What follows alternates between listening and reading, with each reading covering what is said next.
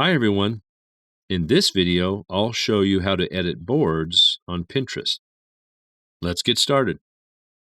First, open the Pinterest app on your phone. Then tap the profile icon at the bottom right corner of the screen.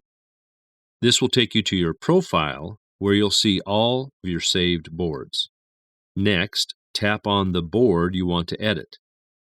Once the board opens, look for the three dots in the upper right-hand corner and tap on them.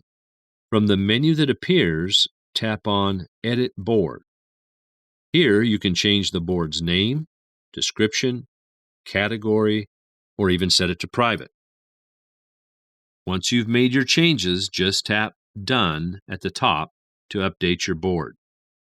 And that's it. If you found this video helpful, don't forget to like and subscribe. Thanks for watching, and I'll see you in the next video.